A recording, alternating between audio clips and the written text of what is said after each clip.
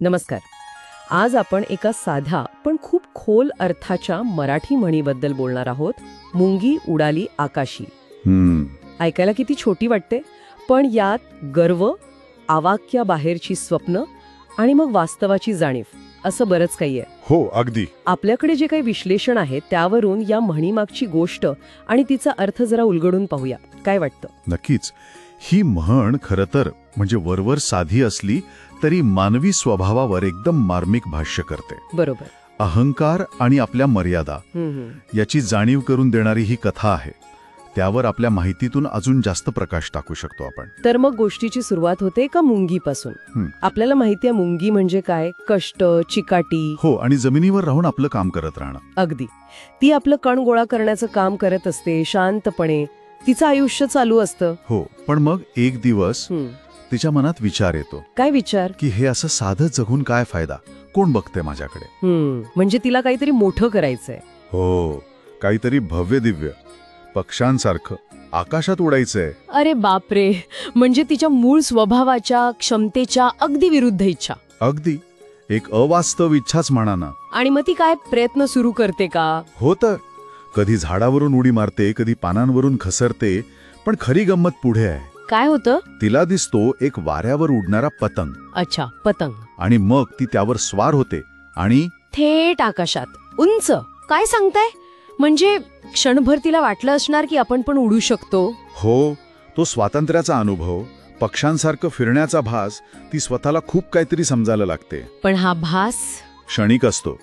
तो पतंग म्हणजे काही तिचे पंख नव्हते, नाही का? बरोबर. वारा बदलतो, पतंग गर्रकन खाली येतो आणि जमिनीवर जोरात आदळते.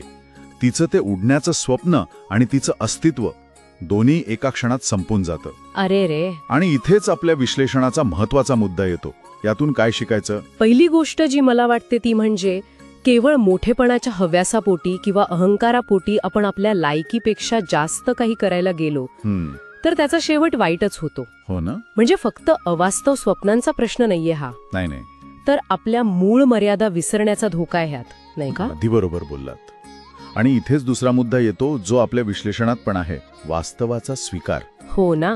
जमिनीवर पाय हवेत. स्वप्न पाहावीत की नाही असं नाही, जरूर पाहावीत, पण आपल्या पात्रतेचं, आपल्या मर्यादांचं भान ठेवून. पक्ष्यांना नैसर्गिक पंख आहेत म्हणून ते उडतात. बरोबर. मुंगीने त्यांची नक्कल करणं म्हणजे काय? तर स्वतःचं जे काही खरं अस्तित्व आहे ते गमावणं. दुसऱ्याचं अनुकरण करणं हे कसं धोकादायक ठरू शकतं हेच यातून दिसते. आणि मला वाटतं यात अजून एक गोष्ट आहे, दिखावा किंवा प्रसिद्धीची हाव. हां, बरोबर. तिचं ते उडणं खरं नव्हतं ना, ते एका बाहेरच्या गोष्टीवर अवलंबून होतं, पतंगावर. हो. जणू काही लोकांना दाखवण्यासाठी केलेला एक प्रयत्न होता तो, टिकाऊ नव्हता तो. अगदी नेमका हाच धागा आजच्या काळाशी जोडता येतो. आपल्या पाहणीनुसार जसा पतंग मुंगीचा स्वतःचा आधार नव्हता, तसंच आजकाल आपण बघतो सोशल मीडिया म्हणा किंवा इतर मार्गांनी मिळणारी जी तात्पुरती प्रसिद्धी असते, हो, ती बऱ्याचदा खरी क्षमता किंवा गुणवत्तेवर आधारलेली नसते. ती एका बाहेरच्या अस्थिर गोष्टीवर अवलंबून असते.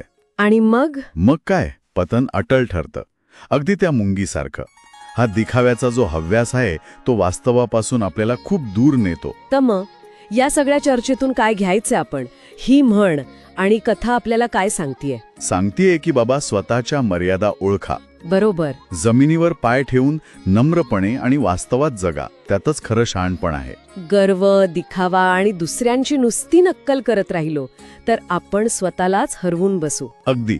ही गोष्ट फक्त लहान मुलांना बोध म्हणून नाही, तर मोठ्या माणसांनाही अहंकाराचे परिणाम काय असू शकतात आणि वास्तवात जगणं किती महत्वाचं आहे यावर विचार करायला लावते. खरंय.